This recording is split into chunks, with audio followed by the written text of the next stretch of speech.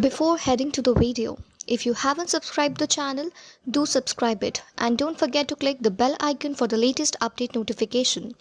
If you like the video, do like, comment and share. Stay tuned with learnbay.co.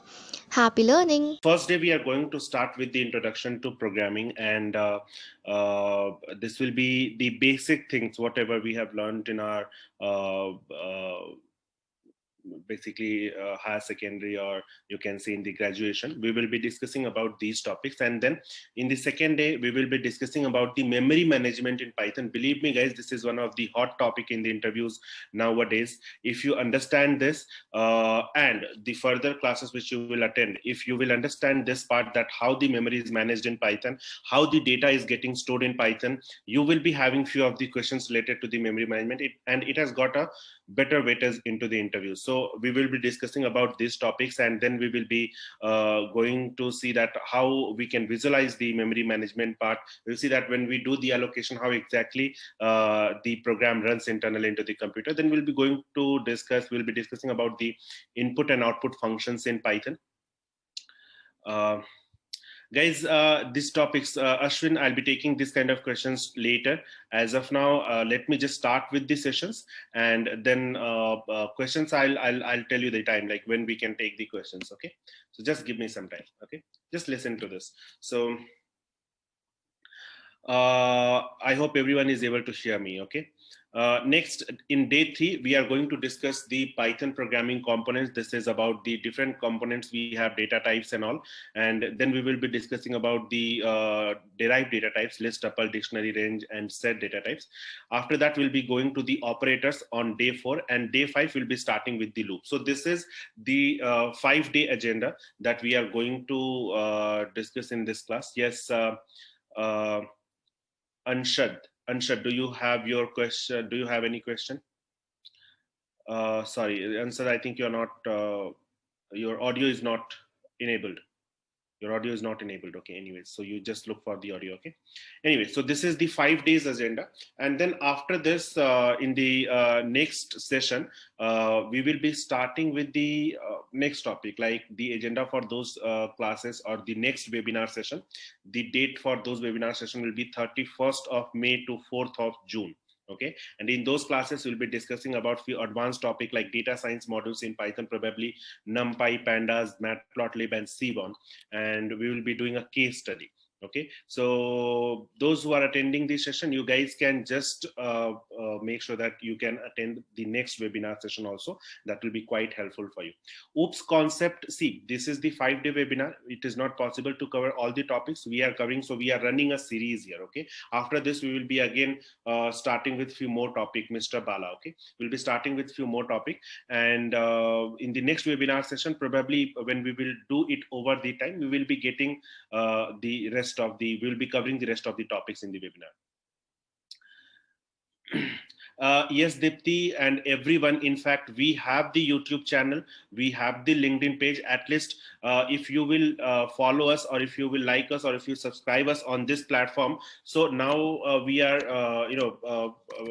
sending a lot of videos on YouTube. You have the full playlist of the different courses on our channel, so you can just go to this channel and then you can just subscribe it, so you will be having the regular videos. So you'll see that this is the stats ML videos, 2 hour 3 hour of classes we are uploading on a regular basis, and these all are the class recordings. Apart from that, the Python, the whole Python course, around 30 to 40 hour of content you have here, and these videos keep on getting updated. Like probably in some video you will find that sound is not proper, so we are working on it, and then we are recording few videos in our studio, and then we are going to upload it. So if you'll subscribe this channel, any new videos are coming, you will get the update for that. Machine learning videos, you have projects and case study videos, you will be getting few more videos on projects and case study related to course features, and these are a few promotional videos that how people did the transition from our platform. As well as if you will look at our LinkedIn profile, so in the LinkedIn page we have we post the content on a daily basis. Okay, so you guys can just follow our LinkedIn page also, because there the content we share, you will find the interview related questions on that page. You will find stats and ML related interview questions, Python related interview questions, and some small cheat sheet and everything that may help you in preparing for the interviews and to prepare data science. Okay, so you guys can like our LinkedIn page also. If you guys want, I can show you here.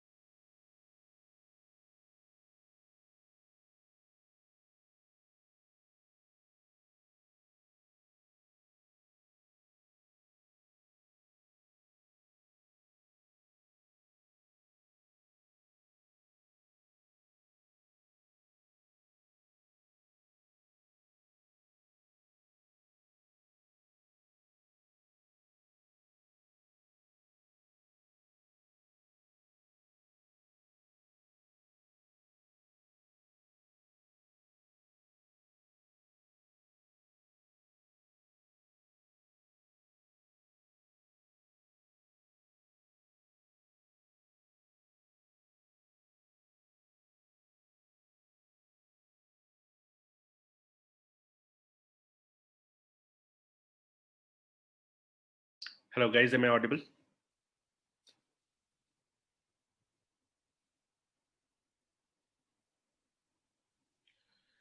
Okay, so now let's start. Yeah, I got it. Thank you. So let's start this. So everyone has okay, so I want you guys to install this one, Anaconda. Okay, so I will just show you that how you can install Anaconda. What is the link? In the meantime, when we are discussing the things, you guys can visit this website and you can install the Anaconda. I'll not be going through the steps how you can install it. This is the default steps you have to follow.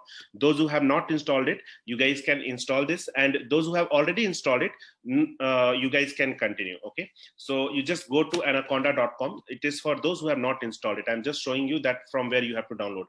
Just go to this products, and then in this click on individual edition. Okay, now from here you can just go to this download section, click on this, and you'll be guided to this page where you have the Windows specific installer, macOS specific installer, and Linux specific installer. You can download it from here. Okay, based on your operating system. And this is the graphical installer for Windows, graphical installer for Mac. You can download and you can install it. Okay, and while installing, you guys can just make sure one thing, that this window will come to, just a second. While installation, you will find this window. Okay, so you have to select this both of the options. Okay, Anaconda installation option, customize how Anaconda integrates with Windows. In the advanced option, you will be getting an option to set the path. Okay, so select both these options. Somewhere you will find it. Okay, by default, rest of the things will remain same. Whatever the default option is coming, you have to select the default option. Okay, so I'm not going to get into the installation. Yes, what I can do is I can probably help you with this guide. So there is a link which you can follow. I'm going to post it into the chat box. Here you can find the links. Okay, how you can do the installation. So I have posted it into the chat box. You can follow the steps. You will be finding the screenshot and everything here. Okay, so you can take the reference from here and complete the installation. Those who are facing problem or challenges in Anaconda installation or working with the Jupyter Notebook, I would request you guys to go ahead with any editor. See, don't keep the this what do you say? Don't make the editor restrict you from learning these things. Okay, so editor is not a big problem. You can code in any editor. Whatever code we are writing, this code will run on any editor. Jupyter Notebook is just an editor. You can simply use Notepad++ also, and you can run the command into the command prompt. Okay, so you can do that as well. So I would request you guys to not get stuck with the particular editor or the Anaconda distribution. Okay, just go ahead with the any any editor. Okay, fine. Yes, I was talking about the Learnbay page. So if you'll see here, we keep on posting the different posts. So this Python workshop post we have done. What is the do's and don'ts of the data science things, what you have to do and what you don't have to do. Then we have posted that what will be beneficial for you if you want to learn Linux, how Linux works and all those things. This book has been posted. And apart from that, you will be finding a lot of other posts. I will show you. Yes, so videos are also being posted here. Then you have this content of measure of descriptive statistics. So this is the PPT we have shared. So this kind of useful content which can make you something learn. Okay, so we keep on sharing on this platform, so you guys can follow this page, and that will be helpful for you in the long run. Okay, so I'll stop this discussion here. Now we'll be going to do the coding, so we'll be getting into the Python part.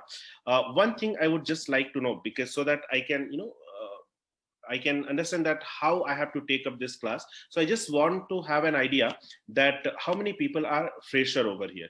So like I just want those guys to say yes into the chat box if you are fresher. If you are fresher, just say yes into the chat box. Okay. Okay. Okay. All you guys are freshers, right? Got it. Got it. Yeah. Got it. I can see a good number of people.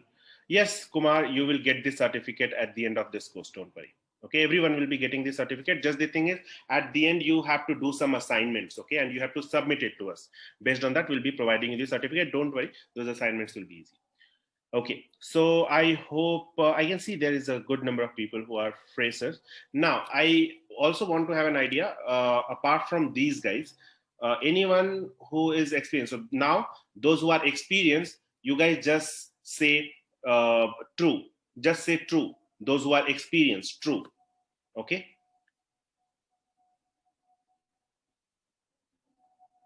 Great. Okay.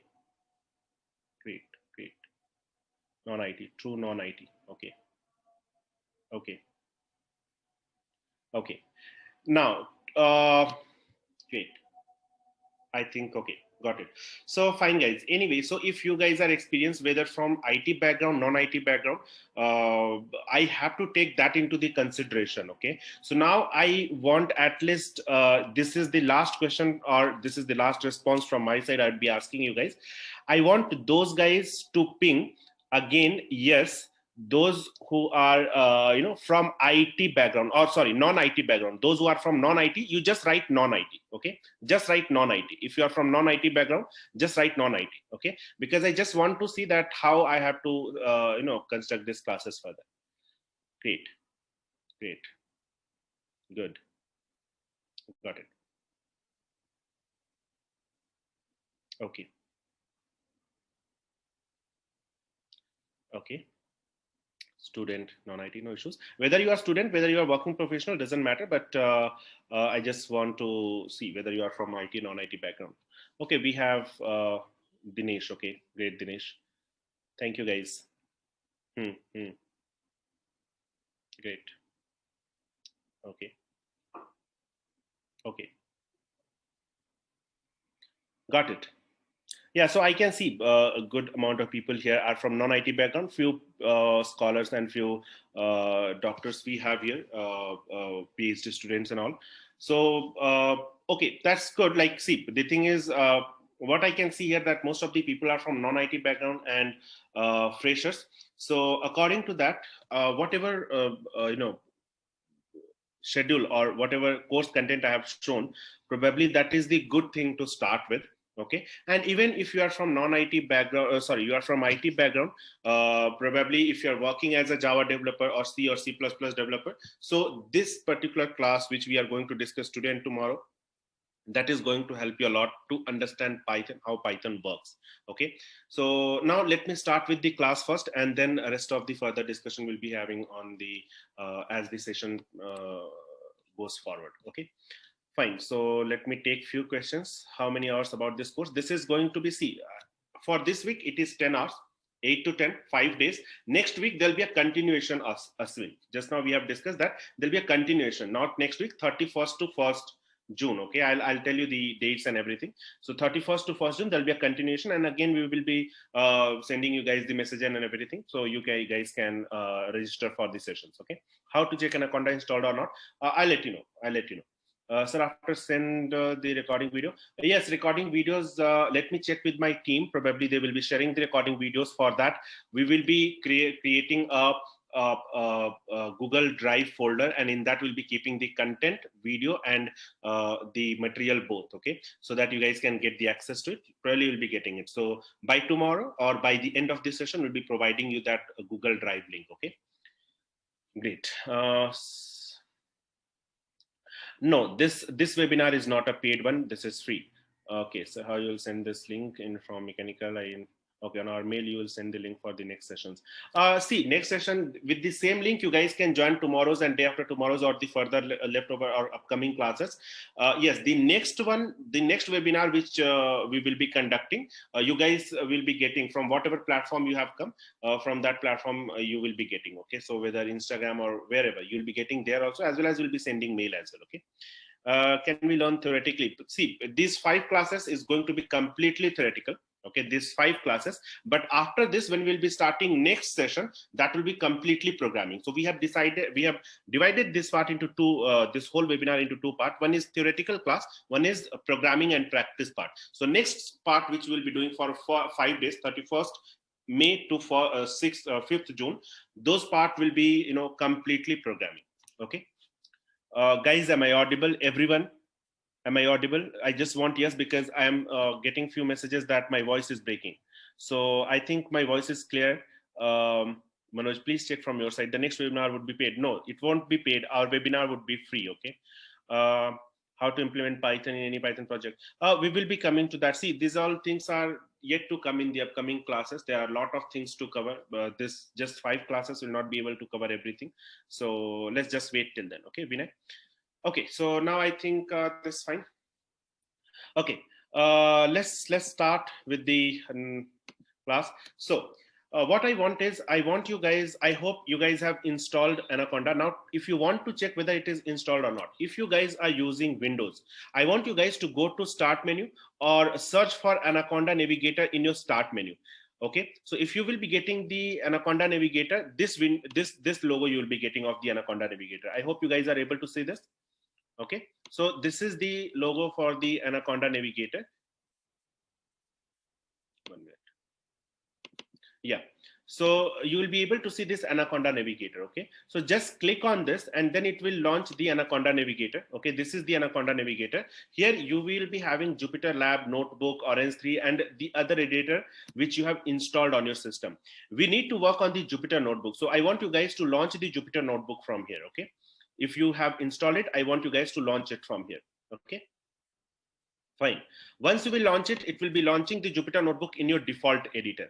Okay, so I have set my Google Chrome as the default editor, and it will be launching into your default location. Whatever is your system's default location, it is going to launch into that location. For Windows user, it is C users, your system name is the default location where you find desktop documents, download pictures, images, and all those folders. So this is the default location. So now I want to go to the desktop because here I'll be creating the file for you guys. Okay, so I'll be creating a folder, and in that, regarding this webinar, I'll be keeping all the files and folders. Okay, so let me go to this. Yeah. Okay, so this is the I want to create the first. I'll be creating the folder. Let me show you that how you can create a folder. So first of all, you have come to the desktop. I hope everyone is on the desktop.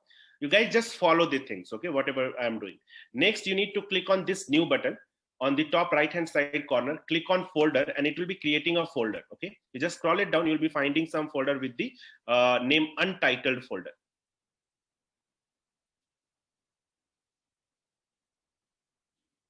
Yes, so this is the Untitled folder which is created few seconds ago. Now I will select this and I want to rename this. So after selecting this Untitled folder on the left hand side, I'll go on top and click on rename. Now I can rename this. So I'll be writing here data science webinar. Okay, now I have created this folder. Now inside this, I need to launch a Python file. So I'll be going again here, click on new, and then click on Python 3. This will be launching the Jupyter Notebook. Okay, So this is the Jupyter Notebook. Now I have to give a different name to this so that I can identify it. So I'll be writing here class 01 underscore Python introduction. Okay, I've given a name to this file. Fine.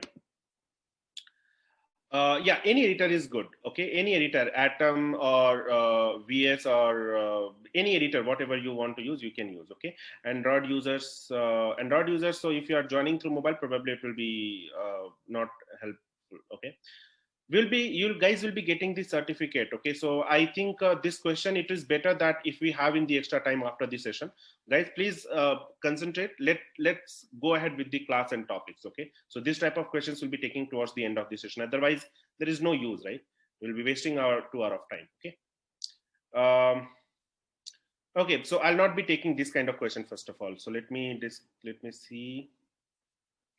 Python 3.6 or 3.9, anything. Even you guys, if anyone who is facing challenges into installing Anaconda, so you guys can go to python.org, and from there you can download the Python. Python.org is the official website of Python. You guys can go here and you can just download the Python from here. Okay, you just click here, download 3.9.5, the latest version, and just do the normal installation. While installing Python, remember again you have to do the some default settings. So while installation, remember this step. Okay, when you will be installing this, you'll be getting this window. This is the first window which you get. Okay, in this window at the end you can see add Python 3.8 to path, or you'll be getting add Python 3.9 to path.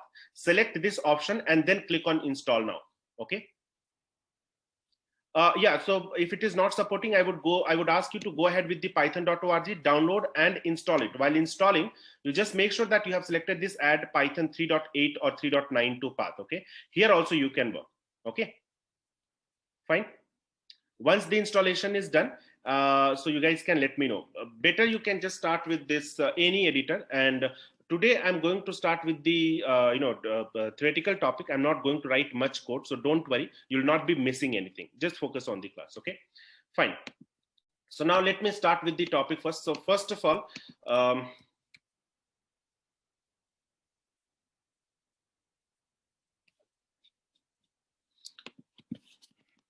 just give me 2 minutes.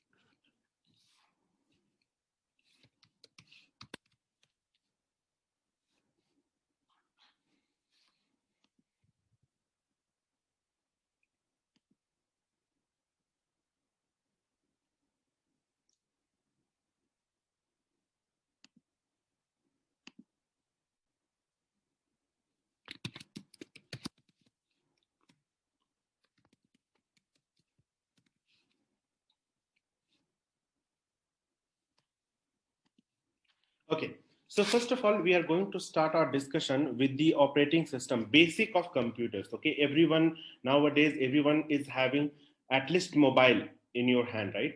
Everyone in this session who is joining, either you are working with mobile or you are working with some desktop or PC or some system, right? So we are having the access to some system, right? Now, how this system works internally. So we know that the first thing I want to start my discussion with, what is the use of the operating system? You might have heard of this term. So I want you guys at the same time to make some notes.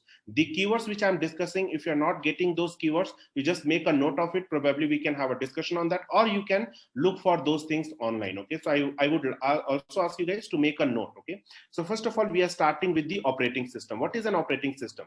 What are the different types of operating system we have? So you can say there is Windows operating system, there is Mac operating system, there is Linux operating system. Okay, there are many other operating system, like there is Android is also an operating system. Okay, iOS is an operating system. So there are different operating system. So the first question I want to ask, that what is the use or what is the need of the operating system? Why do we need that operating system? Okay, so let's say if you will take a laptop, okay, or if you'll take a desktop, okay, So what happens in this? You have some hardware component, okay? Just listen to the lecture, you will understand why I'm discussing this operating system right now. I'm not getting into the details of operating system. I'll not go there. I just want one major use case of operating system into the programming. Why do we need that? Okay, I'll be discussing that and I'll be leaving that topic. Okay, next. So now let's say this is the laptop or PC, whatever you have. In this, you might be having the CPU, you might be having the memory, you might be having the different IO devices, right? So what all these things you have? So these all are called the resources. Okay, these all are called the resources. Okay, now let's say if you are running a Word application here, you are running a Paint application here, you are running a, let's say, Google Chrome or browsing application here. So 3 different applications here are running. How your CPU will decide, or how your memory will decide that which particular application, how your CPU will decide that which particular application I have to run. Let's say if you are typing something, if I'm writing something here, so how my input output devices is deciding that in which particular, why it is writing on this particular page only, why it is not writing in this particular page, why it is writing only here. So this is the task of the operating system, to manage the resources. Okay, to manage the resources. What kind of resources? So the resources you have on your system or on your computer, these resources are managed by the operating system, and it decides the allocation, how this will be allocated to the different applications which are running, allocation of the resources to applications which are running on your system. Okay, so what we can understand from here, that operating system is required to manage the resources and allocate those resources to the different applications which are running on our system. There might be n number of use case of operating system. I'm not getting into that, as I said earlier. I just want a quick overview of why operating system is required. So I hope it is clear. I want yes from you guys if you understood. If not, then shoot the question.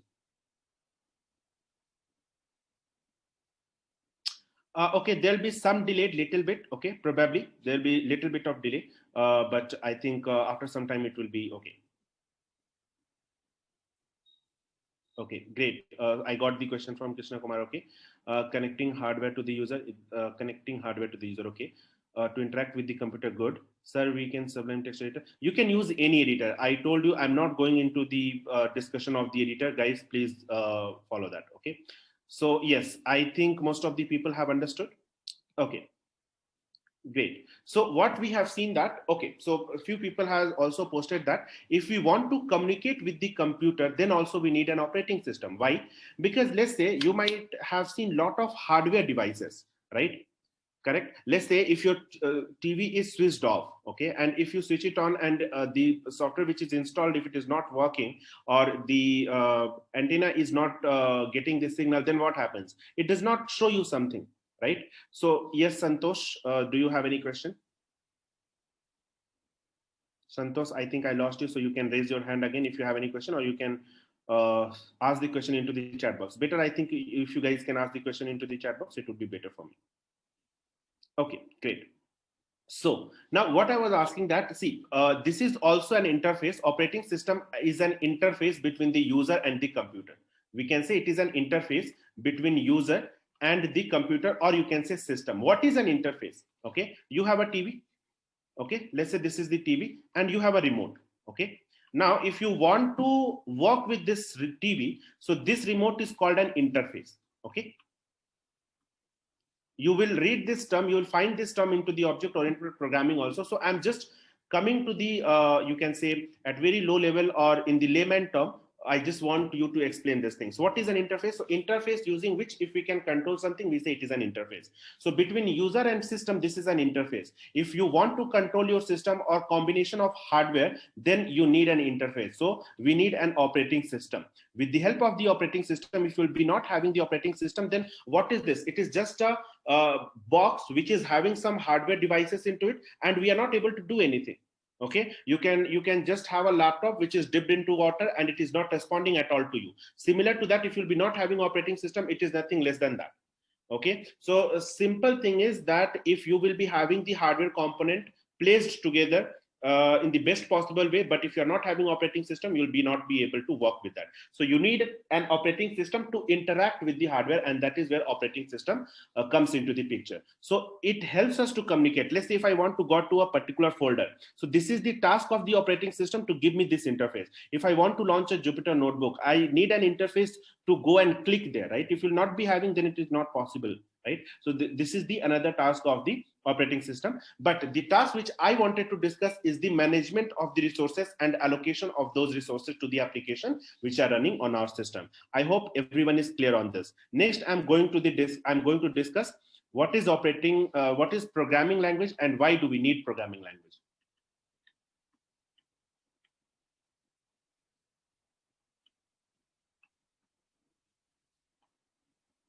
Okay, so the next question I have is what is programming language and why do we need that? Okay, so programming language basically,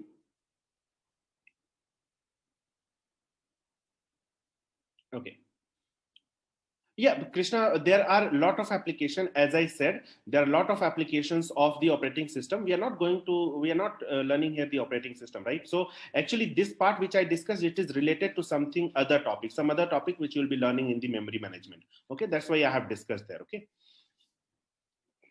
Okay, fine. So next question I have is what is programming language and why do we need one programming language? Okay, so let me start with that.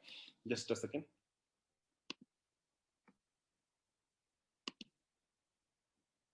Okay, so programming language is nothing but a group of statement.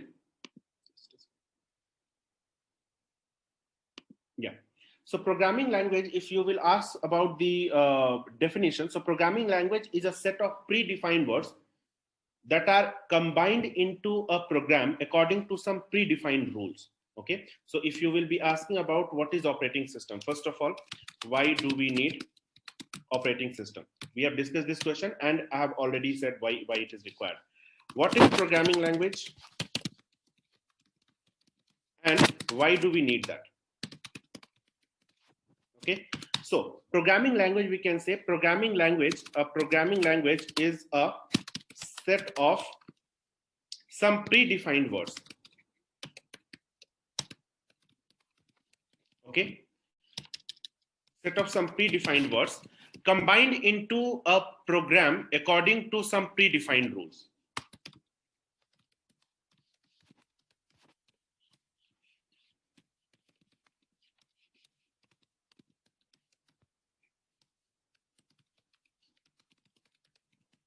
Okay, now there are some keywords in this sentence, some predefined rules. Okay, now let's discuss these things. Here I have 3 points. What are those 3 points I have? Predefined words combined into a program according to some predefined rules. This predefined rules is nothing but it is called syntax in programming. Okay, fine. Every programming language follows a set of some predefined rules, and these rules are called the syntax of the programming language. Predefined words are called the keywords. Okay, are called the keywords. Okay, and when you combine these keywords with this syntaxes, we create a program or statement. Okay, and a combination of statement and expression is nothing but the program. Clear? Fine, everyone. First of all, we have seen that some predefined words, that is called keywords, or you can also say, you will find this somewhere, that is also called the reserved words. Okay, when you will read the content, or when you will read some blogs, you will find reserved words or keywords. So the set of predefined words, that is called the reserved words or keywords. Then we have some predefined rules, that is called the syntax. And when we combine them with the help of variables, identifier, and other Python programming components, that creates the statements and expression. And the combination of statements and expression creates a program, Python program. Clear, everyone? I hope this is clear to everyone. Any question? Yes, good. Supriya, I got your answer, but yes, I'll be coming to that. Why do we need programming language? I'll be coming to that. Yeah, I'll be coming to syntax in some time. Okay, so wait a minute. There is a syntax for every programming language, and we'll be coming to that in some time. Okay. Okay. I understand that session is being recorded. Yes, it is being recorded. Yes, it is being recorded. Yes. Yes, Ashwin, if you have any question, please post it into the chat box. Okay, so what I said, what is a programming language? Programming language, if you will say, let me write one program, okay? So if I'm writing A is equal to 10, okay? This is a statement, okay? Now, a program is what? A program is which is going to do some task for me. Let's say if I want to add two numbers. So I'll be writing A is equal to 10, B is equal to 20, C is equal to A plus B, and print C. Execute this, it is giving me the summation of two numbers, so it is a program. I have written this program using some programming language, but this programming language is having a keyword here. This keyword is print. Okay, basically it is a function. Going forward, we'll see that it is not a keyword, but I can say that as of now, I'll say that it is a keyword. Okay, so now this is a built-in function which is used in Python to print the value. So I have used this. Now, so this is the built-in keyword, or I can also say here, let's say I'll be taking a number. I want to add three numbers. LST is equal to, I'll be writing 10, 20, 30, 40. Okay, I'll be writing here for I in LST, and total is equal to 0. Here I'll be writing total plus equal to I, and then we will be printing total.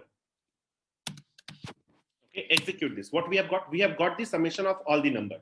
Let's say this is, what is this list? This is the items underscore cart, items in your cart. Okay, this is the list of this is the price of the items in your cart. Okay, price of items in your cart. Okay, now you have got the total cart value, it is 100.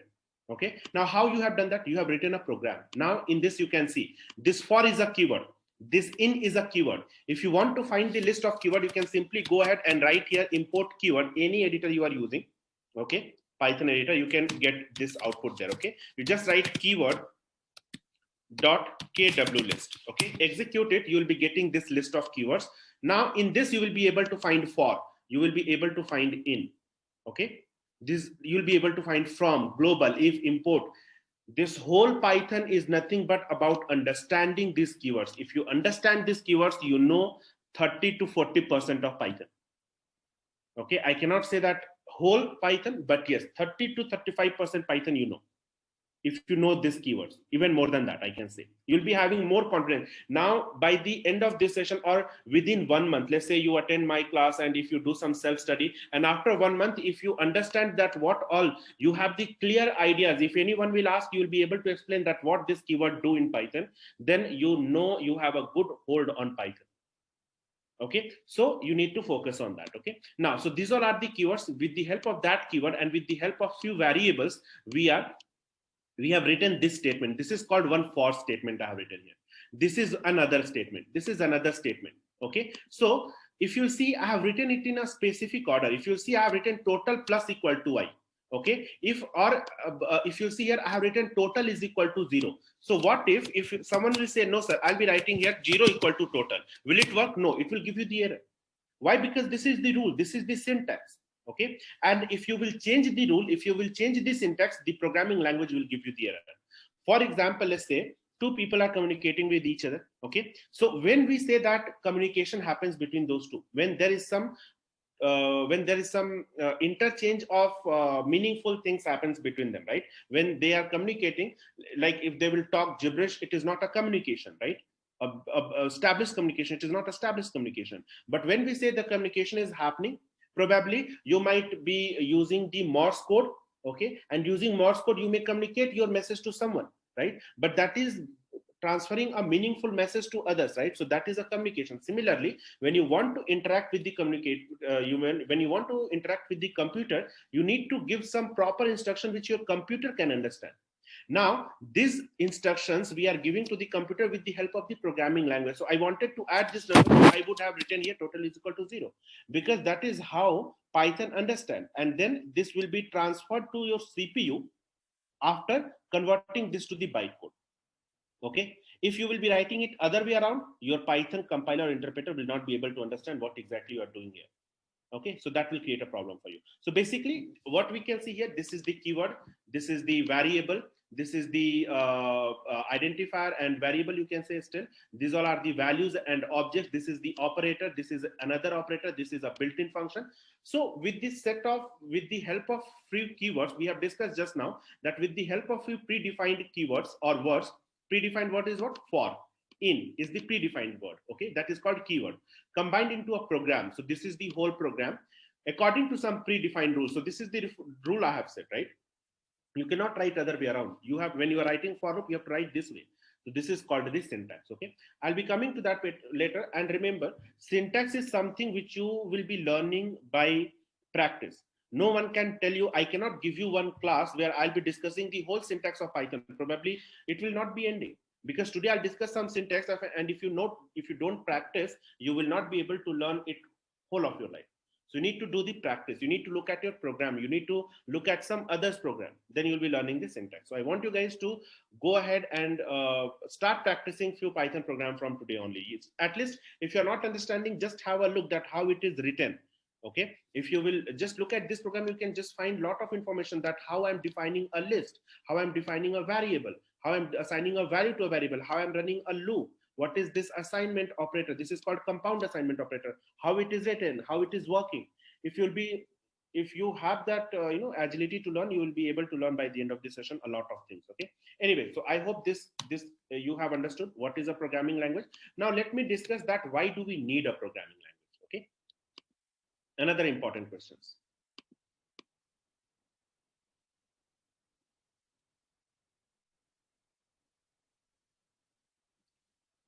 Okay, so let me start with why do we need a programming language? Okay, so we need a programming language.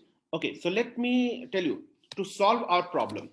Okay, to solve the problem in our hand, we need a programming language.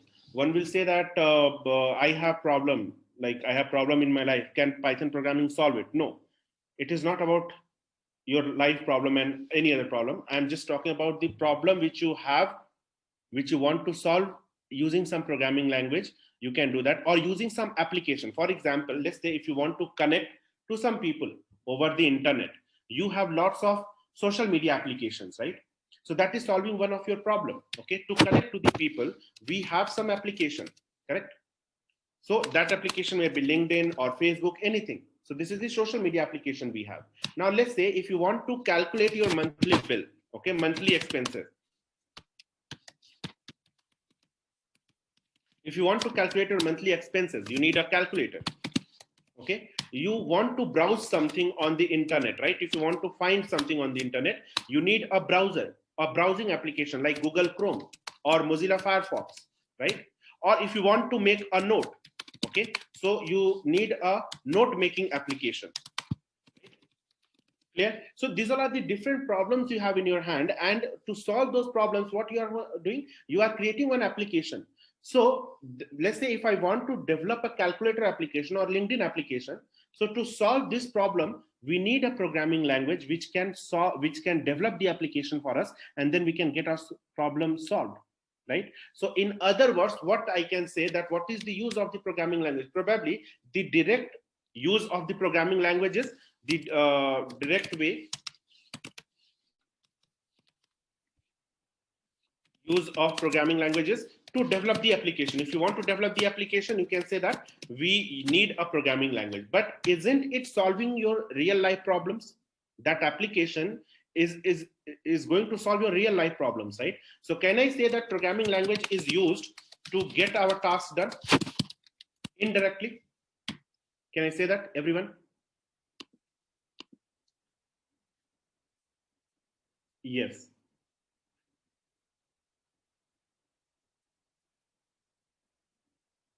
Okay.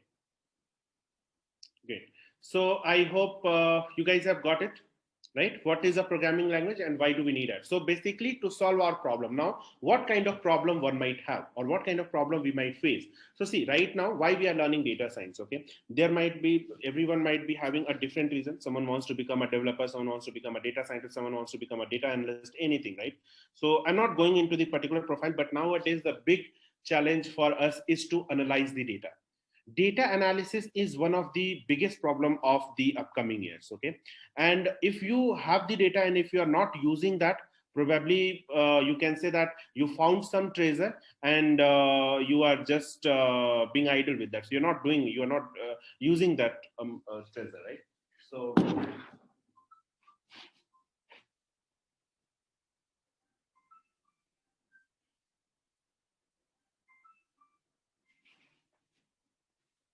hello, yes.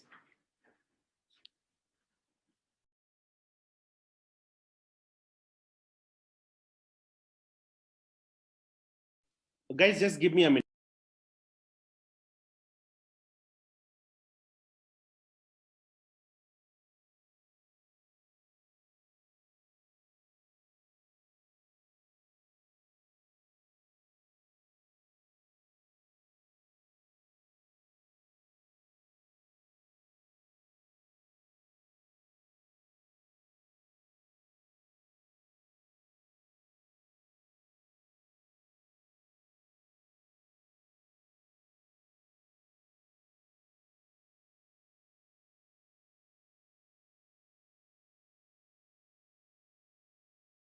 Guys, just give me a minute. I got a call. Okay, just give me 1 minute.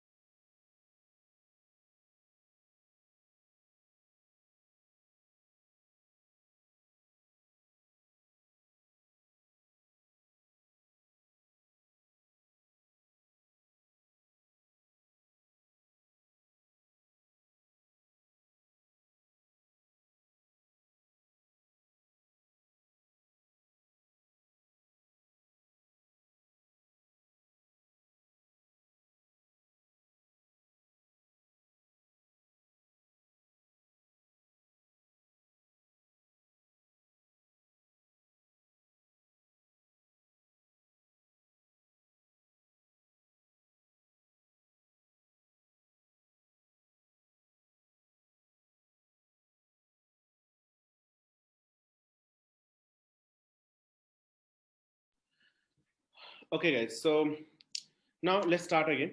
What we were discussing, that what is the use of the programming language? Okay, any where we left off? Can anyone just remind me?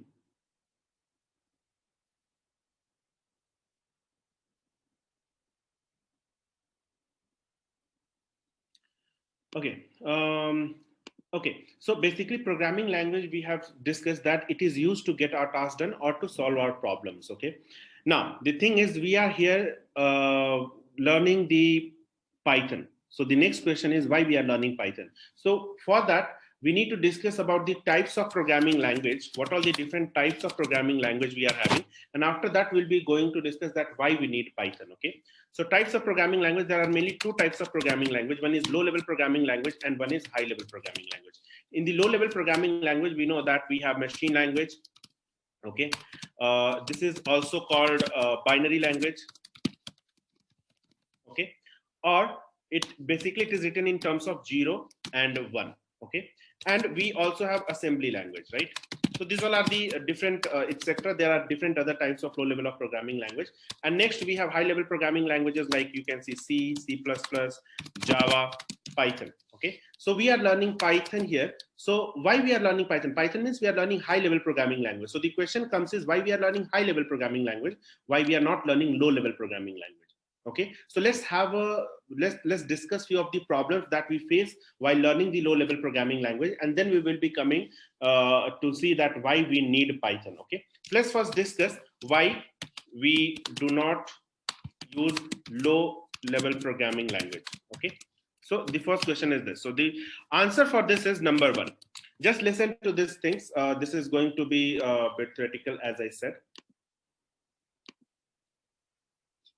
Okay, so the first problem we have into the low-level programming languages, it is more, you can say, it is not user-friendly, it is system-friendly, okay? System-friendly, but not user-friendly, okay? Now, let's say if you want to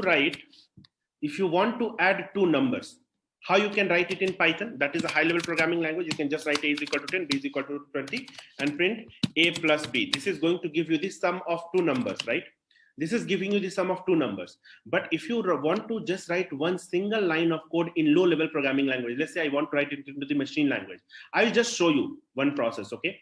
So let's see how we can write the low-level code in low-level programming language. I want to write a is equal to 10.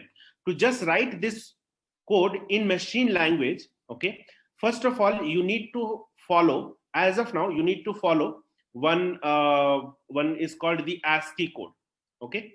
This Ascii code has the code point. What is that code point?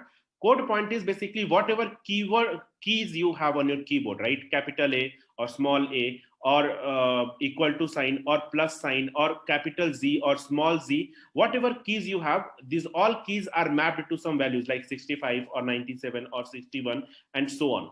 So all the keys on your keyboard are mapped to a number. And for computer understand what? So if you will be talking about a system, this system, whether you work on mobile or on computer, this understand only 0 and 1, nothing else. It will not understand anything else. It will understand only 0 and 1. It means the hardware component you have, these hardware components are what? They are not smart, right? They are just some electronics equipments, right? Or electronics or hardware equipments, right? So they cannot understand whatever you are saying. If you say hello, it will not able to understand. You just take some electronic device, okay? Let's bring out a CPU, or you just purchase a CPU and say hello to that. It will not be able to understand. Even if you supply the power and if you just say hello, it will not be able to understand until and unless you send the instruction to that CPU in which it understands. Okay, so you have to send the instruction and then it will understand. For example, let's say there are two people. Okay, one is me, this is me, and one is another people who is talking in Russian language. Okay, right? Now I don't understand Russian and this guy does not understand Hindi or English or whatever language I'm talking in. Okay, this understand only Russian, I understand only English. Now if I'll be talking to him in some program, in some language, it is not meaningful to him, and if he is talking to me, it is not meaningful to me at all. So what we will do, we will be either I have to go ahead and learn Russian to speak to him, or he has to learn English, right? So then only the communication will happen. The other way is we can get a translator between us, and then this translator will be translating my things to him. So this translator will understand English and Russian both, and this translator will it will take the words from Russian and it will be translating it to him, right? So this is another way of doing the communication, right? So let's say if you are doing the first way, if you are doing it the first way, okay, the way we have done earlier. So what will happen in that case? Let's see. It means if I'm going to learn Russian, it is going to take a lot of time. Okay, to learn Russian, probably that person will not wait. Okay, similarly, if you are going to code into the low-level programming language, let's see how much time it takes to develop or write just one single line of code. So if you will go to, if you'll find Ascii table on the internet, what you will find here?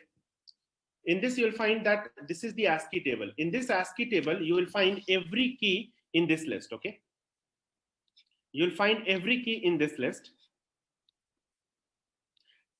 Like you can see, this is the characters, okay? Space, character, form, feed, vertical, tab, and everything you will find. Similarly, you'll find a space, then exclamation sign, double inverted comma, dollar, percentile, numbers, then greater than, smaller than, size, equal to sign, capital A to capital Z. Capital A starting with 65, capital Z is ending at 90. Small a starting with 97, small g is ending at 122. Basically, what I can say that every keyword, every key on your keyboard is assigned to a number. Okay, why? Because your system can easily convert this number into the binary value, and binary value means what? In 0 and 1, and your system understand only 0 and 1. So basically, when you will try to write this into the machine language. So first you have to convert this A. You have to get the corresponding ASCII value 97, and you have to convert this to binary. How you can convert, how you can represent 8 into the binary format? So you will be converting this 97 to binary. So if you don't have nowadays, like nowadays we have a lot of computing devices which can take fraction of second to give you the binary value. But think of a time when we were not having these all things. So what we have to do, we have to do these all things manually. Let's divide this 97 by 2. Let's see how we can get the binary value. Divide this 97 by 2, you will be getting the quotient. It is 48 and the remainder is 1. Keep on dividing this quotient until you get the 0. So divide 48 by 2, you will get 24. Here you will be getting 0. Divide 24 by 2, you will be getting 12. Here it is 0. Divide 12 by 2, you will be getting 6. Here it is 0. Divide 6 by 2, here it is 3. It will be getting 0. 3 by 2, again 1 and 1. Divide 1 by 2, you will be getting 0 and 1. So now you got the quotient as 0. Stop it here. Go from bottom to top. You will be getting 1 1 0 0 0 0 1, 1 1 0 0 0 0 and 1. This is the binary equivalent for just one character A. Now if you want to get it for equal to, so equal to is represented by 61. How you can get the binary equivalent? 61 divided by 2, 30, and remainder is 1. Take 30 divided by 2, 15, and then it is 0. Take 15 divided by 2, it will be getting 7 and then 1. Then divide 7 by 2, it will be 3 and 1. Divide 3 by 2, it will be 1 and 1. Divide 1 by 2, it will be 0 and 1. So basically what we are getting 1 1 1 1 0 1. So equal to is represented into the binary format by 1 1 1 1 0 1. Now you can understand 10 is represented by what? 10 is 1 0 1 0. If you'll find it, you'll get 1 0 1 0. So what we can see that to just write this one single line, we have to do this much of calculation, and then we have to write into this format. Now even if you'll be writing this code, tell me, is it understandable? Let's say today you guys are doing this class, so you are able to understand it, that what this code is. But let's say tomorrow you'll be coming to this code and I'll ask that, tell me what is the representation of A. Will you be able to say that this is the representation of A? Obviously not. Let's say if some error comes, will you be able to identify where exactly the error is? But if here you will make some mistake, you'll be easily able to identify that where is the mistake, right? Because we understand this. So this is the user friendly and this is machine friendly. So machine can understand this easily because machine has to process only the signal. This 1 and 0 is what? 1 and 0 is nothing but the digital signals. 1, this is 0, this is 1, this is 0, this is 1, this is 0 again. So this is nothing but the signal. So your computer hardware devices can understand the signal, but we cannot understand the signals, okay? So what we have done finally, that we are going to code into the high level programming language, but we will be having a translator. The second way, you remember, I told you that between me and Russian guy, we will be having a translator who can translate the English to Russian or Russian to English. Similarly, in the programming language also, when we code into the high level programming language, we will be having a translator. That translator is called compiler and interpreter. So now we are going to discuss compiler and interpreter. I hope you guys understood why we are not coding into the low level programming language. I want yes or no. Those who have understood, it's fine, just write yes. Otherwise, I want no. Okay. Great.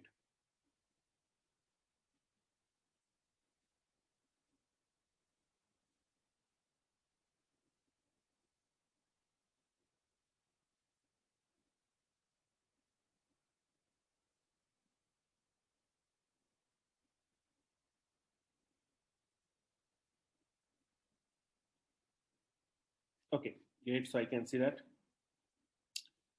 Anyone having any problem not understanding? I want those guys to say something. Anyone? I hope no. Okay, so let me start with the next part. So what we have seen here, that low level programming languages are not user friendly, right?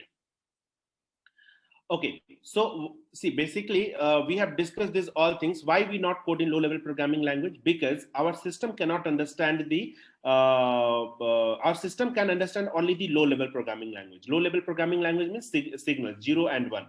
So if we will be coding into this programming language, do you imagine of coding Facebook into this format in form of binary? How many years it will take? Probably it will take whole of your life and will not be able to develop Facebook. So it is not convenient at all to develop in this programming language. The kind of complex applications we are developing nowadays, like Facebook or LinkedIn or YouTube. So these kind of application, it is really tough, or it is not possible at all to develop in this programming language, right? Because the development time will be higher, and then even if you develop it, the maintenance will not be easy, right? So when you write the code, it is not, you don't just simply write the code to use the application, right? Because so a lot of people are going to use it. So if let's say if some other coder is coming in place of you, and if he's not understanding your code, the way you have written the code is pretty bad. Okay, so obviously if you'll be writing into this format, the Facebook application, who will be ready to debug it, or who will be ready to work on this application? Probably no one. Probably you can say this is secure.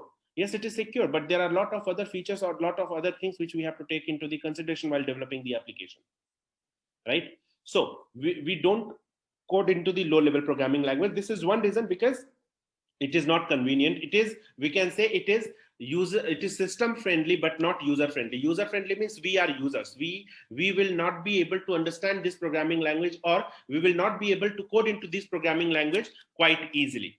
Okay, fine. Now the second reason is, if you want to code into the low level programming language, you need to understand the underlying architecture of the system.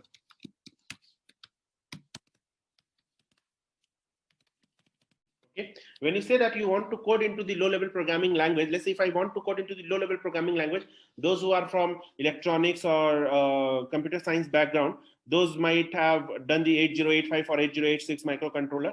And you guys remember that the code which you have developed for 8085 does not work on the other microprocessor or other processors, right? So if you will be coding into the low-level programming language, it will be working on a specific platform. It cannot work on other platform. This is the problem. Okay, so if you, let's say if I'm writing the code for this system, and if I'll be giving that code to you to run on your system, you will not be able to run that. So this is a problem, right?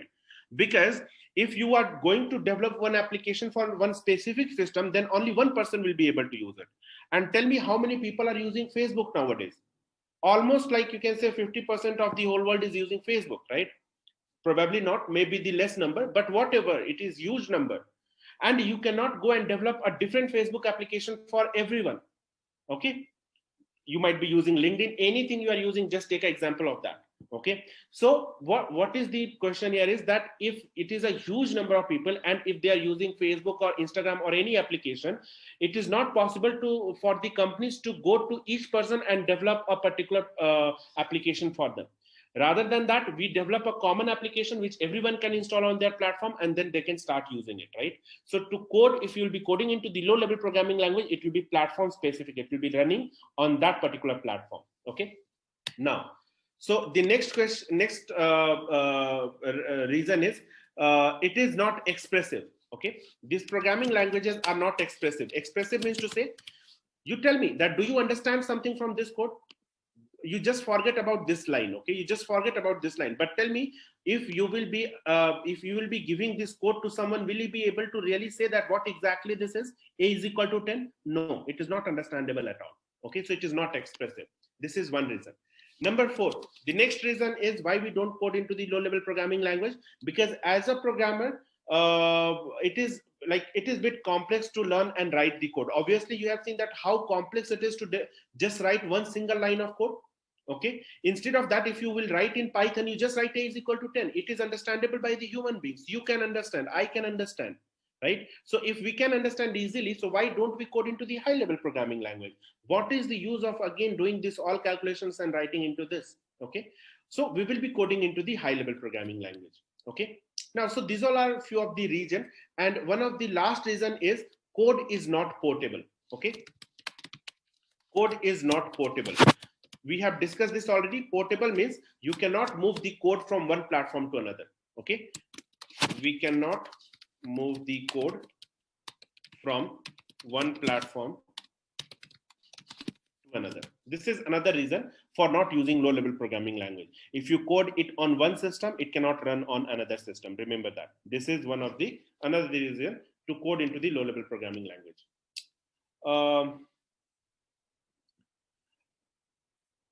Okay, great. So next what we have, so the next topic we are having is why we are using Python, or why we are using the high level programming language. Okay, Why? So now we are going to do the coding into the high level, because low level programming language is not convenient for us to use, right? We need to use high level programming language. Since we need to use the high level programming language, and we have seen that example of high level programming language is Python. It means we are learning Python, we are learning high level programming language. What is the reason behind that?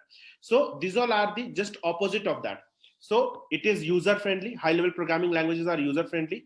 You may not need to know the architecture of the system if you are coding on in the high level programming language. It is more expressive compared to low level programming language, and code is portable as well as platform independent. So these all are the different reasons why we code into the high level programming language. Just opposite of that, I'm not going into that. I'm just going to start now discussion on why Python. You have lot of other programming languages, right? You have Java, you have C, you have C++, you have C#, you have .NET, you have Ruby on Rails. You have lot of other programming language. You have JavaScript, many other programming language. Why only Python? Okay, yes, there is a good amount of reasons I can tell you that why we are going to learn Python. But let me start with few terminologies. Okay, before starting with this, I'll start with few terminologies. Okay. Okay, so first of all, I'm going to start with source code. Okay, source code, or you can say script. Okay, next I'll be starting with the bytecode. What is bytecode? I want you guys to tell me the answer in the meantime. Bytecode, and then I'll be starting with the machine code. What are the different code we have? Okay, what do you mean by source code or script? What do you mean by bytecode, and what do you mean by machine code? Apart from that, I'll be also discussing about the compiler, or you can say translators. If you have any question, please post the question into the chat box, because I'm not looking at the raise hand options right now. So if you have any question, please put in the chat box. I'll be getting back to the questions. Translators, we have compilers and we have interpreters. Okay, so these are the two types of translators we have. So let's start our discussion with the source code and script, and there we will be having one aspect of the compiler and interpreter. Okay, so let me start here. Okay, so first of all, let me discuss here what is the source code. Okay, what is source code? So source code or script, the code you write, the code we write in any programming language is called the source code. Okay, it is called the source code. If you write this code, let's say you have written this code, this is nothing but a source code. This program you have written, this is a source code. Even if you develop Facebook, okay, that is also the source code for the Facebook application. Okay, so the code which we write, that code is called the source code. Clear, everyone? Any code that you write, that is called, even a simple code you write just to add one number, or even if you write a is equal to 10, that is also a source code. Okay, so the code that you write, that is called the source code, number one. Next, we have the byte code. What is the byte code? So in Python, after compiling the source code,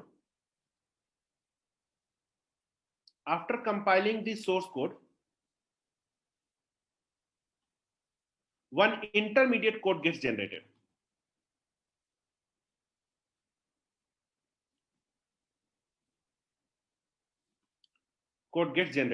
And this intermediate code is nothing but the bytecode. I will show you how this bytecode looks like and where it gets generated, but I'll be coming to that later.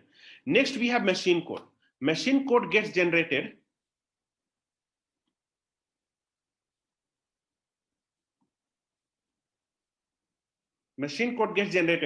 after interpretation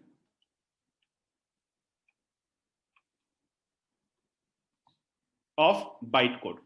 Now, here I need you guys to understand that how a Python program runs on our system. Okay, so I hope you guys have made a note of it. What is source code? What is bytecode? What is machine code?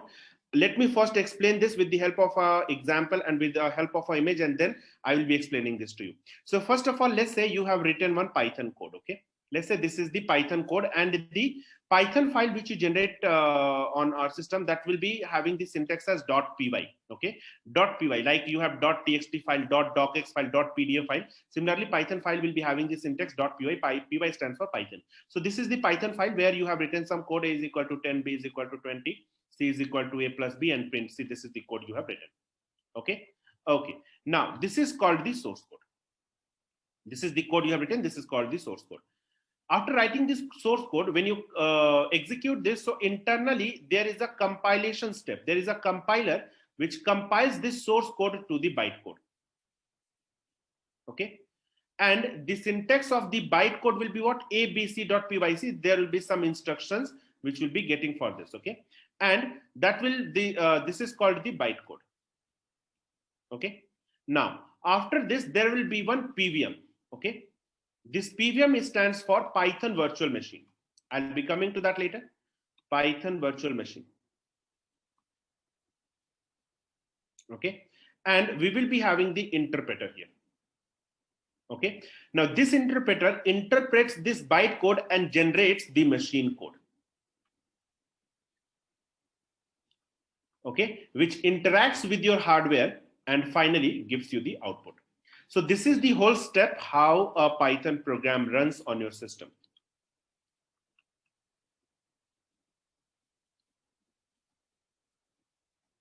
Clear, everyone? Any question? Is this clear? How a Python program runs on your system? See, eventually, this is the hardware. This hardware can understand what? Machine code. What is machine code? 0 and 1.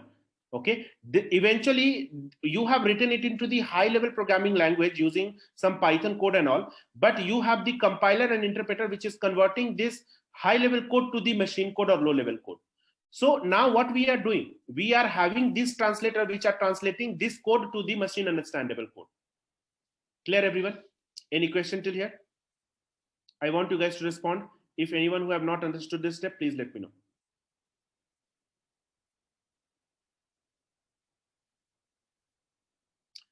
Python uses both compiler and interpreter. As you can see from the image, Ramakrishna, I'll be coming to that. Okay. Python is case sensitive, Benel. AngularJS is a different programming language. Yes, case sensitive. Bytecode is not a translator. Compiler and interpreter are the translator. Aswin. Bytecode is not a translator. It is an intermediate code which gets generated after compiling the source code. So compiler is the translator which is translating the source code to the bytecode. I hope it is clear. Logic is source code. Yes, Deepu. Bytecode, intermediate list or intermediate code, bytecode, intermediate code. Okay. Srilekha. Yes, it is similar to Java. Yes, those who have learned Java, it is similar to that. Yes. Okay. Yeah, definition, you can just have a look at it. Okay, this notebook will be shared to you guys, so don't worry about this. Ashwin, you need to understand it with the real world entities, but here what you have here, this is the working of the Python. If you will not understand this, how you'll be able to correlate? So you need to understand the working of Python. Okay, if you will not understand working of Python, probably you will not be able to correlate a lot of things. Okay. So you just understand that few things you need to understand from the other's perspective also.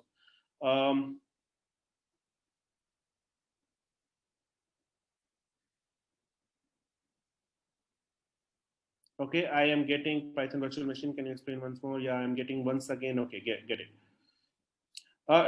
That will be shared. That I'll tell you later, Mirza Saadik. Okay.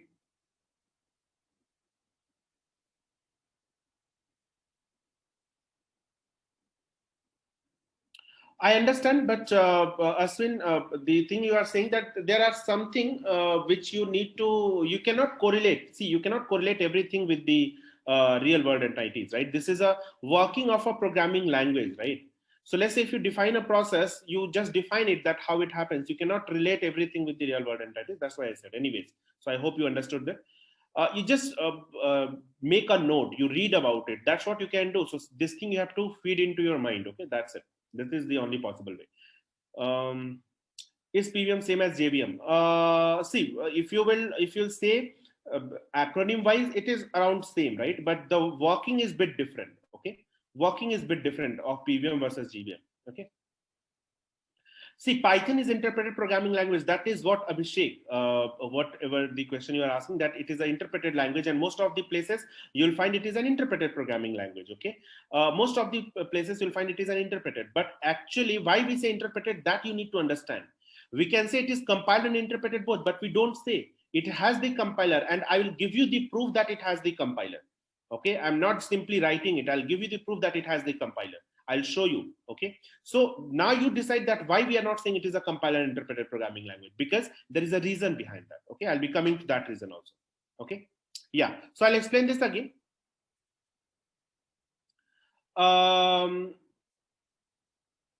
Ashwin, if you know C and Java, I don't think you should have any problem. If you know C and Java, Python is way lesser than. So if your learning curve for C and Java was like this, so learning curve for Python will be probably it will be little bit here. Like, okay, so I can say this for C and Java. Obviously, I cannot say this way. For C and Java, it will be like this. Okay, for a lot of people, I have seen that it is like this way. Okay, and for Python, it may be way easier. Initially you might face some challenges, but later on you will find it, you know, normal. It will be probably it will be getting hard in less manner. Okay, it is really easy. Python is really easy. I will say that you will learn it if you put little bit of effort, and if you know C and Java, it will be really easy for you. Samip, can I start with Python if I have no experience in programming? Yes, there are a lot of people who are doing courses at our institute who are not from programming language at all. You will not believe we have the student from BSc, or you can say BCom background also. Those who are like, obviously they have some industry experience. Now, you know that data science is a profile where everyone has to learn Python or some programming language. If you are not going to learn programming language, if you are not going to know any programming language in coming 1 to 2 or 4 years or 5 years, probably will not be able to secure any job. Because see, Python is nothing but it is one of the simplest programming language, and any task you want to do with the data analysis or in any field, you can do it with the Python. And it is one of the easiest programming language to understand. Okay, or learn also. Okay, so I would request everyone to start learning. If you have not started, start now. This is the time. If you'll not do that, you are going to face a lot of challenges in the future. We have a lot of students who are from HR domain, non-technical domain. They are doing the courses because in their work field also they are facing these challenges day-to-day basis. If you will not update themselves, probably after 2-3 years they might lose the job. Okay. Yes, from .NET to Python you can learn. Most of the things are similar. I hope you will find it similar. Will your course help with data journalism? I don't think so. See, in the data journalism, you might be having some data analysis things. So there it will help. Journalism is completely different thing. Yes, data journalism, a part of that will be helpful for you in this course. Okay. Okay, so I'm just leaving the course. What does the source code and bytecode consist? Source code, you can see here, the code which you're writing, that is the source code, okay? And bytecode, it has the instructions, okay? Basically, you can say that what your PVM can understand, what language your PVM can understand, that will be there, that language will be there inside the bytecode, okay? That's very good, Janai. Congratulations to you if you have done that. I hope this you will find this course quite helpful. Which language is the, okay, I'm not getting into this question. These all are irrelevant questions. Anyway, so I hope you guys have understood the source code and bytecode. So what is source code? The code which you are writing, that is the source code. After compiling the source code, you are getting an intermediate code that is called the bytecode. And then next you have an interpreter, which is when you are executing this code, bytecode, then you are getting a machine code. And this machine code is interacting with your hardware and finally giving you the output. So this is the whole step how a Python program runs in our system. Just-in-time compiler is something different. I'll be coming to that. One of the basic video, can you please explain what it is? Just-in-time compiler. Okay, so what? Okay, so let me first discuss the compiler and interpreter. So let me come to this. We have two translators here, right? So if you will find like C in this in C programming language, what you have in C programming language, let's say if you write abc.c, you will be having just a compiler. Okay, one compiler. One single compiler. This compiler will compile this source code and will be creating this abc.exe file. When you will execute this, you'll be getting the output. After this exe file will be interacting with your hardware. Okay, so after interaction, it gives you the output. So this is the step into the C programming language. Now you have only compiler. Why Python need two translators? Compiler and interpreter both. Okay, so let's see it here. In Python, when you write the source code, okay, let's say this is the source code you have written. First of all, let's understand how this compiler works. So let's say you have written few lines of source code here, and when you use a compiler, what this compiler does? Compiler is a translator. It will be translating the source code from one form to another. Listen to this and make a note of this, how the compiler works. Okay, so this compiler takes the whole source code at once. Okay, it takes the whole source code at once and it creates an intermediate code. It creates an intermediate code. Okay, this intermediate code depends on the different programming language. In the case of C, it will be creating .exe file. In the case of Java, it will be creating .object file. Okay, in the case of Python, it will be creating .pyc file. Okay, so what is the task of the compiler? Compiler takes the whole source code at once and it creates an intermediate code. It may be different in different programming languages. What is it doing? Once you run the intermediate code, you get the output. Okay, how you are getting it, that is different. But after intermediate code, when you will be running it, you'll be getting the output. So what compiler is doing? Compiler, there are two tasks. One, it compiles the whole source code at once. Number one, takes the whole source code as input.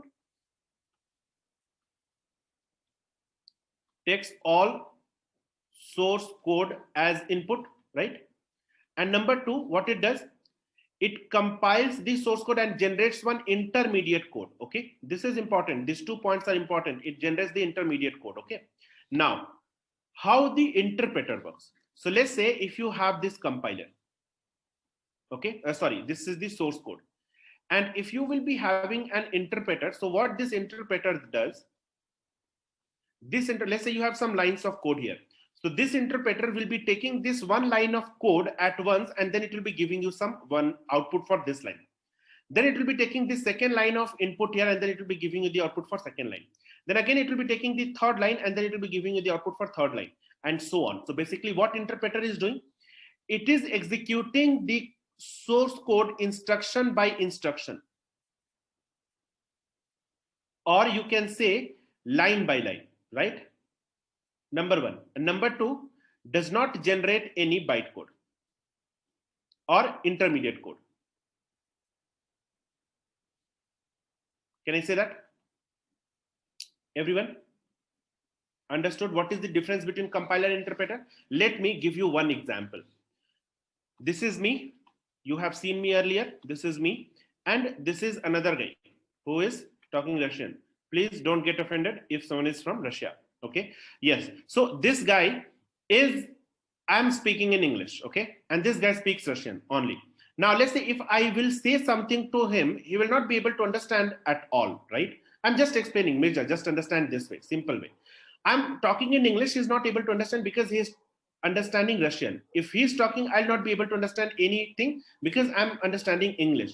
Now what I will do, I will ask a translator. I'll ask a translator and I'll ask him that translate it to him whatever I'm saying. So I'll be speaking to English. I'll be speaking in English to him, and then he will be translating that to the Russian guys. And whatever he will be speaking, he will be translating it to me. Now he can do the translator in two ways. Number one and number two. The first way is he can do using compilation. What is compilation? He will listen to me completely. Whatever I'm saying, he will listen to me completely, and then he will be translating this to him. Okay, whole at once. He will be listening to me completely, and then he will be translating it to him. The other way is he will listen one line from me, then he will be translating it. Then he'll be listening second line from me, and then he'll be translating it. Then third line, then he'll be translating it, right? So this is called interpretation. Understand? Clear? So one is compilation, one is interpretation. Translator know both source code and bytecode? No. How translator will know source code and bytecode? Actually, source code is the input to the translator, and bytecode is the output of the translator. Okay. Everyone, have you guys understood compiler and interpreter? If anyone have not understood, please let me know. Yes.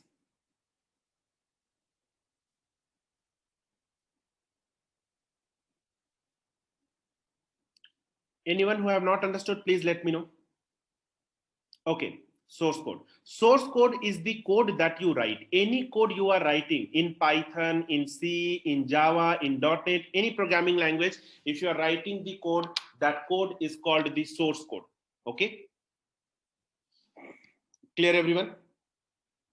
If you are writing the code in any programming language, that code is called the source code. Okay, and this source code, when a compiler, when this source code which you have written, when you use a compiler, this code which you have written called the source code, then what is script? So when you use an interpreter, then the code which you have written, that is called the script. Will you guys remember it? What is the difference between source code and script? When you use a compiler for the translation, then the code which you have written, that is called the source code. And when you use the interpreter for the translator, then the code which you have written, it is called the script. I hope it is clear for everyone.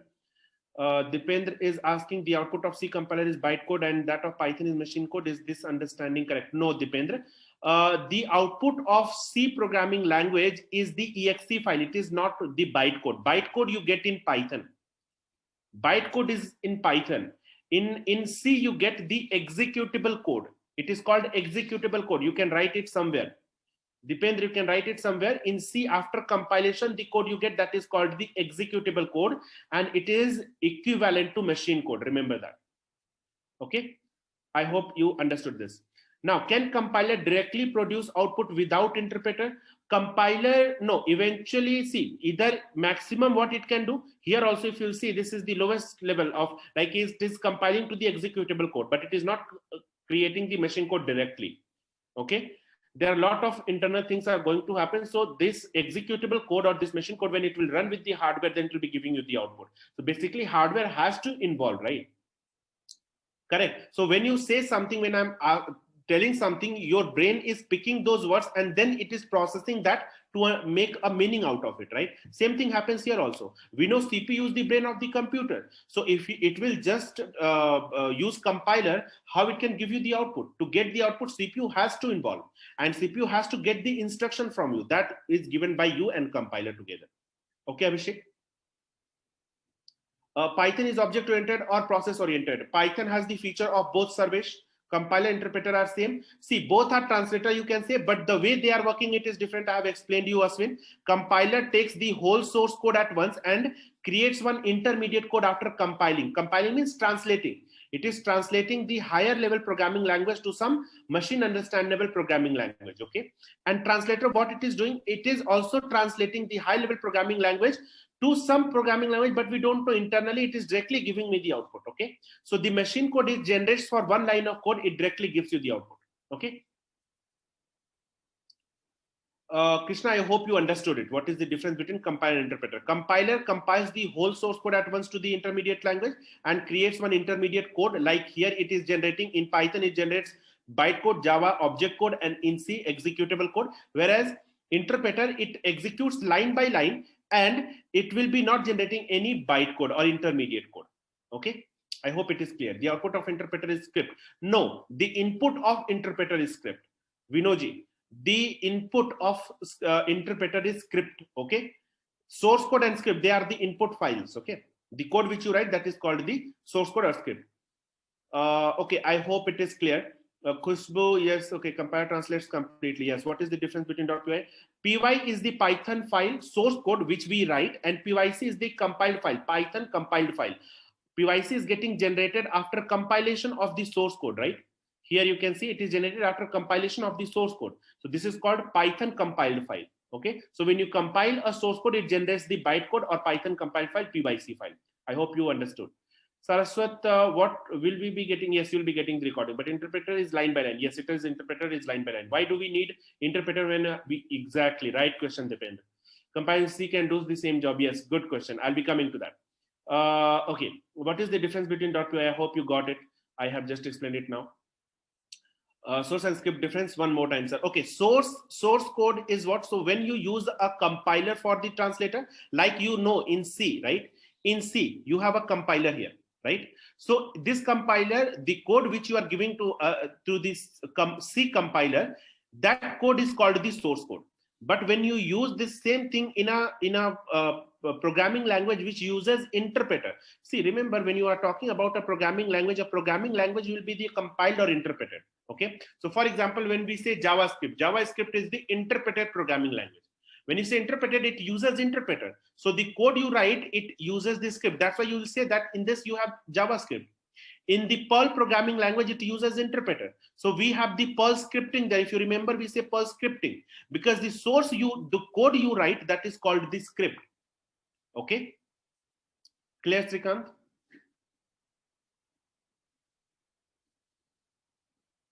Okay. Okay.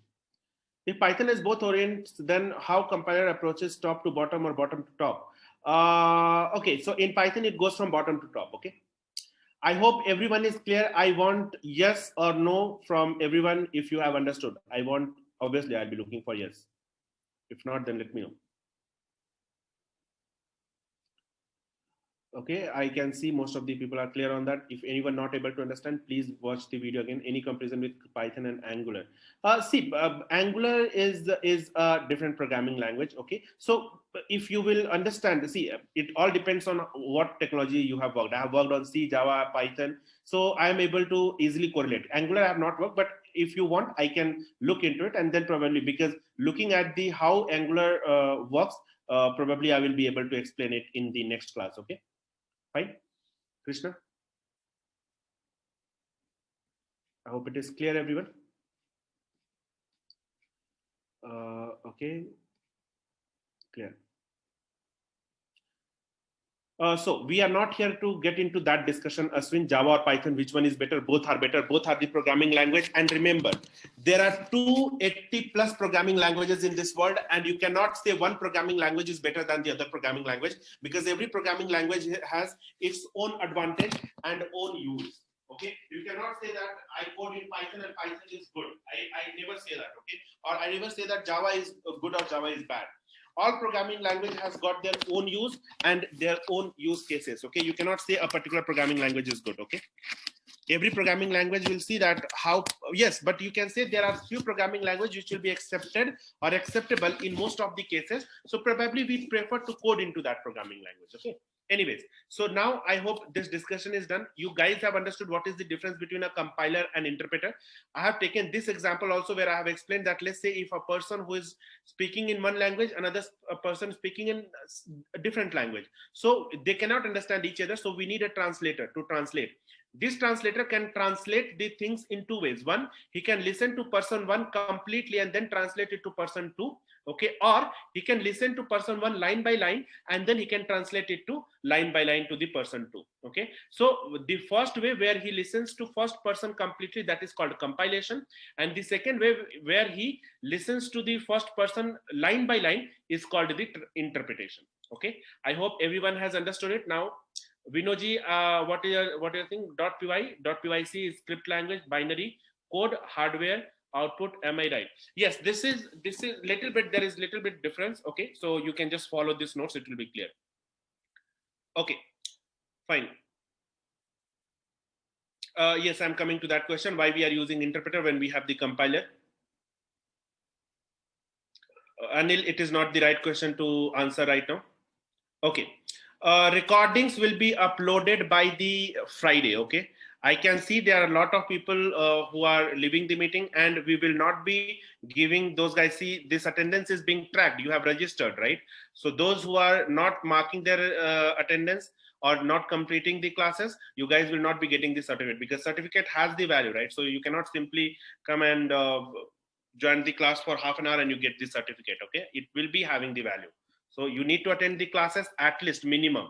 Probably you might not do the assignment, that is fine, but you have to, we will be checking the attendance, that is important. So please give me a video lecture that explain how to implement a project with the help of Python.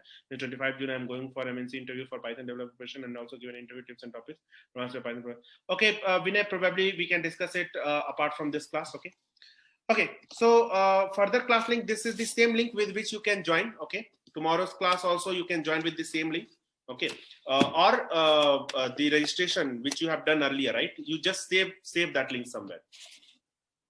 No, attendance we are tracking with the same registration. You have registered there, right? Feedback will be provided. You guys can, if you want, we will be giving you the feedback form in second or third class. There you can provide the feedback. Okay.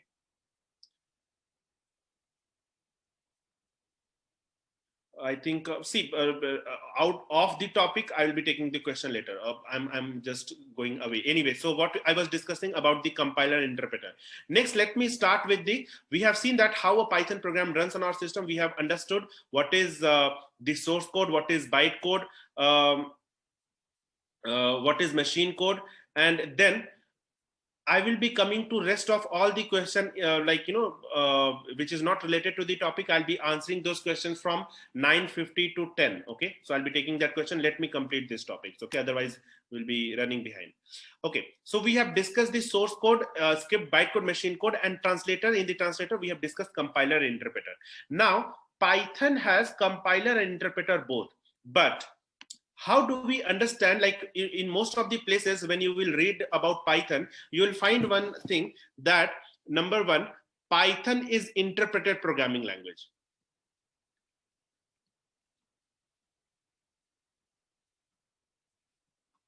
Python is interpreted programming language. Why do we say Python is interpreted programming language? Okay, so before that, let me discuss two things. There are two types of programming language. We have discussed already. We have classified the programming language, high-level programming language and low-level programming language. There are two types of programming language. Number one is compiled programming language. Okay, you can further divide this programming language in two types. One is compiled and one is the interpreted. Okay, now what is compiled language? Compiled programming language, if any programming language uses compiler, okay, only compiler to execute the code or to translate the code, then we say it is compiled programming language. Or if uses interpreter, we can say it is interpreted programming language. But there are another type of programming language, and most of the programming language nowadays, there is no attendance link as of now. Anyone who is asking about the attendance link, there is no attendance link. Okay, we will be tracking your attendance with the hours you are attending into the class. Okay, you have registered on the link, and this is being tracked from there. We will be fetching the report from the Zoom. Okay, you are joining through Zoom, so from there we'll be fetching the report. Okay, there it will be provided. I hope you guys are clear on the attendance. Now I don't want any question on attendance. Okay, so there are third type of programming languages that will be using the compiler and interpreter both.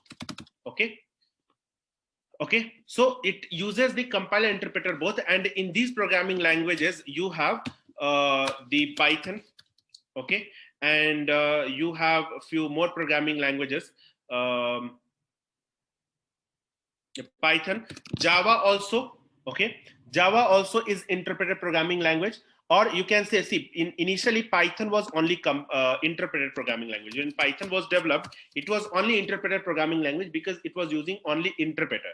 Now, if you will see nowadays, what programmers are doing, that they are invoking both compiler and interpreter both into the programming language. What is the reason? So you need to read something. Okay, I am going to provide you guys some notes on these topics. Okay. So this is the notes which you guys will be shared. 1 minute, I'll show you. So this is the notes which will be shared to you, which from where I am taking up the topic, and this is my notes. Okay, so here I have mentioned everything: source code, bytecode, PVM, this topic which I'm mentioning right now. This everything is shared here. In this, you have one link. Okay, few links here. I want you guys to read about it. Yes, these links. Okay, these two links I want you guys to read. Okay, these links, not those links, these 4 links. Okay, just read about it. Here the developer of Python, he has discussed few points why he came to develop Python. Okay, I will share that at the end of this webinar. Okay, so to what he has said, that when he was working at his organization, so what he found that that he was using a programming language, okay, C and self-scripting. Okay, so C is a compiled language. So when you run any application, actually you cannot interact with that running C application. So you need an interpreter using which you can interact with that application. Okay, so he used to use self-scripting. Self-scripting is an interpreted programming language. We use that to interact with the running application. Okay, so he was using that. And another programming language he was using, that it was ABC programming language for the vast feature of developing the better application. Okay, so like error handling and object-oriented programming, it was there into the ABC, so he was using that. What he found that there was a gap between C and cell scripting. C is a compiled, cell scripting is interpreted. Okay, so he combined the feature of both of them and he developed Python. Hello guys, am I audible? I'm getting that my voice is not audible. Am I audible? Everyone? Okay, great. So what he did, he combined the feature of C and shell scripting. Okay, he combined the feature of C and shell scripting, and he developed Python. By combining the feature of both of them, he developed Python. C was what? C was completely compiled programming language. Shell scripting was what? Completely interpreted programming language. Now in this C, using C, you can develop the program, but you cannot interact with it. Okay, not interactive. Okay, when the application will run, it will be not interactive. Pooja Varshini, let me know your question into the chat box. I'll be looking into it. Shell scripting was interpreted, so you could have not developed the large application using the shell scripting. Okay, but yes, when we came up with Python, so it has the compiled feature as well as it has the interpreted feature. So this was one reason to make it compiled and interpreted both. Number two, have you guys ever, those who are working on Java, so I will tell you what happens in Java. Okay, in Java, if you are going to write a code, okay, let's say if you'll be writing this code, a is equal to 10, b is equal to 20, print a plus b. If you want to write this code, first of all, you need to define a class. Okay, after defining the class, you will be defining a main method. Okay, after defining the main method, you'll be taking the data type, int a is equal to 10, then int b is equal to 20, something like that, and then int c is equal to a plus b, something like that, and then system.out.println sop c, right? Something like that you will be writing the code, okay, in Java. But the problem here is, if you'll see, you have a lot of keywords. Int, you are defining that this is int. Why you are writing int here? So I want you guys to just go ahead and look for some sample Java code to add two numbers. Sample. You don't have to learn Java. I just want to show you the code. Sample Java code to add two numbers. Okay. I just want to show you the sample Java code. Okay. This is the sample Java code, you can say. If you can see it here, int a is equal to 5, b is equal to 10. This is what they have written, right? Now, what you can understand from here.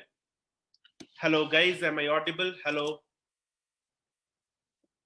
Hello. I think I'm audible, but it is breaking for few people. So guys, please check your audio from your side. Okay. So I think I'm audible. I have the internet connection. I think it is better. So I think I'm audible to most of you guys. Okay, fine. What you can see, guys, that we have mentioned the data type here. So in how a Java program runs, we have seen that how a Python program runs. We have seen that how a C program runs. Let's see how a Java program runs. Okay, just to differentiate, to understand this compilation and interpretation more in detail. So let's say in Java, you write the source code. Okay, this is abc.java file. Okay, then what you do, you compile the same step, whatever you have done in the Python, same step, compiler. This compiler creates one abc.java C file, okay, or compiled file, okay, whatever. Then you will be having one JIT compiler or JVM, okay. You will be having JVM that will be having the JIT compiler, just-in-time compiler, okay. And then you will be having this hardware. Sorry, this will be creating the machine code, okay. And this machine code, when you will be running that, it will be executing on hardware and finally will be giving you the output. But what happens in Python, you know, in Python, when you will be, you have to compile this, right? Let's say if you're not using an editor, so first you have to compile using Java C compiler, okay, abc.java, okay. So you have to compile it. That will create this abc.java C file, and then you will be executing it, okay. So by default, when you execute a Java file, there is an explicit compilation process, okay. In the compiled programming languages, compilation is an explicit process,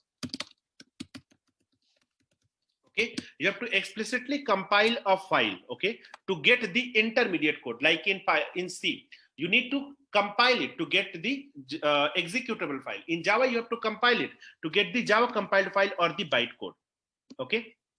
Clear? So that is the explicit process. Compilation is an explicit process in Java. Okay, whereas in Python, compilation is not an explicit process. So this is one of the reasons we say Python is interpreted programming language, or we don't say Python is compiled language. Okay, because we are not compiling Python code, right? Let's say if you see here a is equal to 10, b is equal to 20, c is equal to a plus b, and print c. Okay, now if you see here, this is the run button on the top. I'm just going to run it directly. It will be giving me the output. There is no need of explicit compilation of the Python code. This is one reason we say Python is interpreted, or we not say that Python is compiled language. Okay, this is one reason, because we don't have to compile it explicitly. Second reason, when you see this Python code, you have this int, right? This int, this system.out.println. So in these programming languages, what this compiler does, what is the task of the compiler? This compiler, so there are two tasks of the compiler. One is the compile time error and one is the runtime error. Okay, so what happens, this compiler will check the compile time error, and it will also, the task of this compiler is memory allocation and type checking. Okay, now what is this memory allocation and type checking? So in Java, when you write int a is equal to 10, so in Java or in C, since this is int data type, right? A is a int data type, correct? Since it is integer data type, so Java compiler will decide that it is integer data type. So we have to allocate some 4 bytes of memory to this. Okay, let's say some 4 bytes of memory to this we have to. Explicit means we have to do it manually. You have to compile it. Okay, implicit means it is by default. Explicit means you have to do that manually. Okay, fine. So when you say this is integer, so what this Java compiler will do, this compiler will see that you have written here int. It means I have to assign 4 bytes of memory to this variable a, and then accordingly this memory allocation will be done. This will be named as a, and 10, which is an integer type, it will be assigned. So type checking is done and memory allocation is done. So based on the type, it has assigned the memory, right? Clear, everyone? Now let's say if you will be writing short, okay, short a is equal to 10. In that case, it will check the type. What is the type? Short.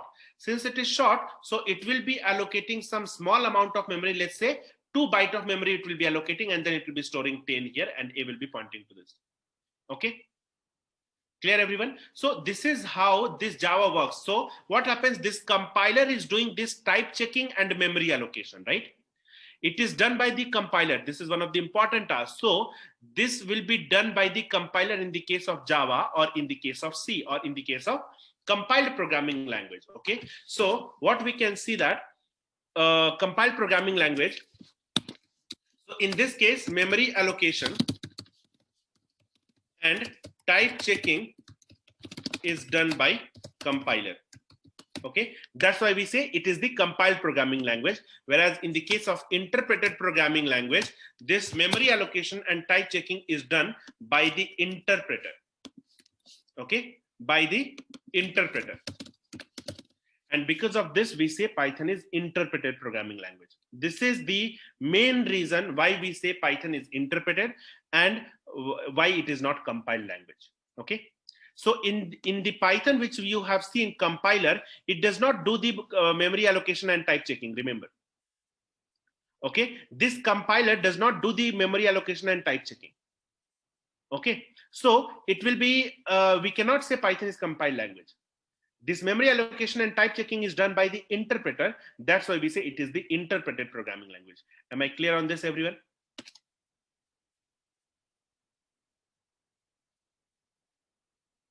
Any question, guys?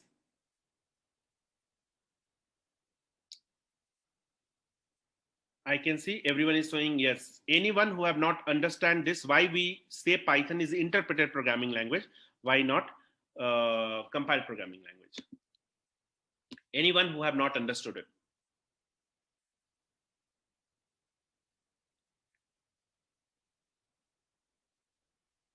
Yeah, I'll be coming to that, Seta. Anyone else? Yes, I'll be repeating that. It it converts the bytecode. So basically, Krishna, it is checking these. Okay, so now we need to come to the type of errors. Okay, type of errors. Okay, there are two types of errors in every programming language. One is compile time error and one is runtime error. Okay, so in Python, this compiler checks the compile time error and this runtime error checked by the interpreter. Okay, clear? So the task of the compiler is to check the compile time error. What all compile time error we have? We have syntax error, we have indentation error. So any error that is related to syntax, that will be checked by the compiler. That's it, nothing else. It won't do anything. Okay, whereas interpreter, it will be checking the runtime error like name error, type error, value error, okay, etc.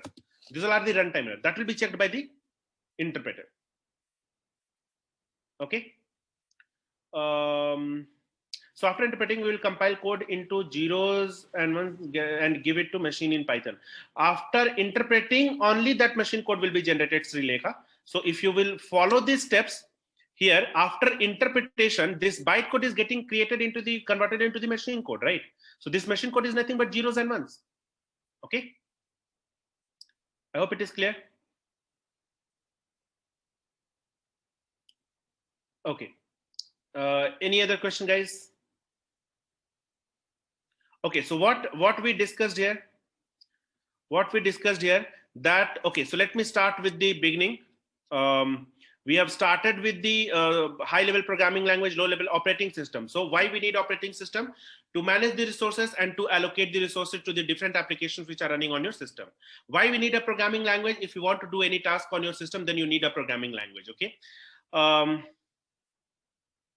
I will show you in tomorrow's class what a bytecode contains, okay, because it is already around 10, so we need to finish it, okay.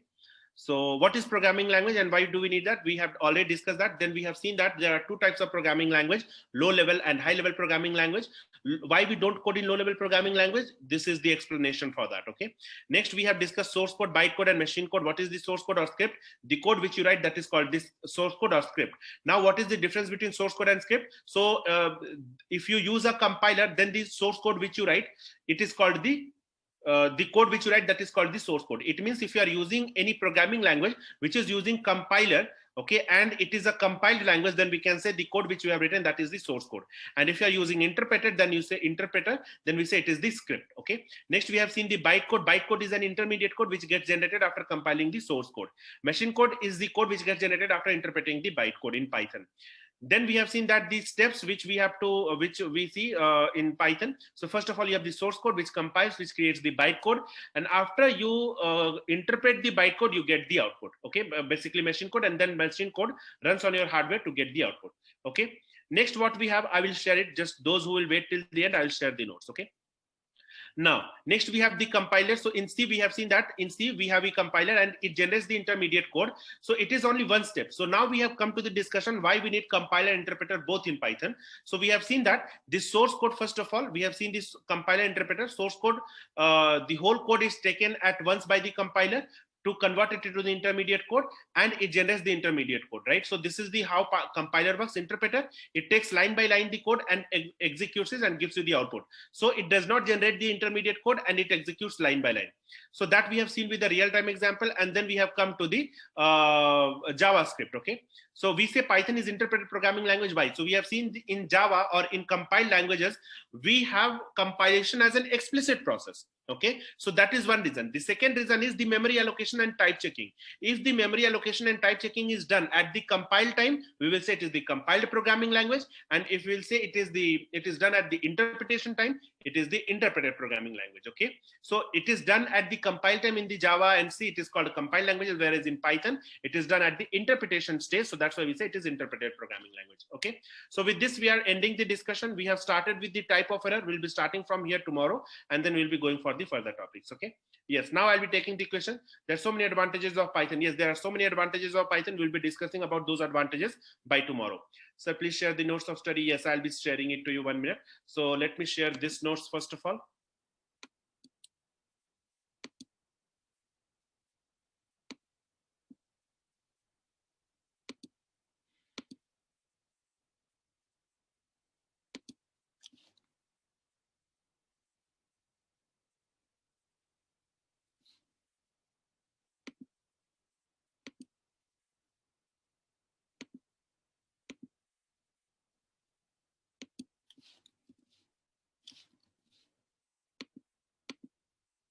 Yeah, so I'm sharing this notes link which I have written it here. Okay, fine.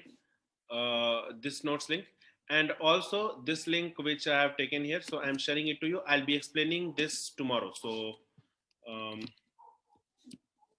I'm just sharing it here. Okay, please save a note so you guys can save it. Okay, fine, everyone. Okay, so okay, sir, can we see Python giving so much of packages as compared to C++ and Java? You can find how many packages you have in Python. Number of packages in Python. Okay, so this is the number of packages in Python. You can just go here, around 2 lakhs packages. Okay, now if anyone wants to contact me, you guys can I think, see, but the thing is here we cannot share the number. Around 1,000 people have enrolled, so I cannot give the number. I don't have the bandwidth. I have the other task also. Yes, if you guys wants to do the course do the course from me, so you guys can visit this learnbay.co, and you have the courses. So I take the data science classes here, Python classes here, so you guys can just visit this, and you can we have the course for fresher, we have the course for data analytics, those who wants to move into the data analysis, or those who wants to move into the data science or AI and ML engineer role.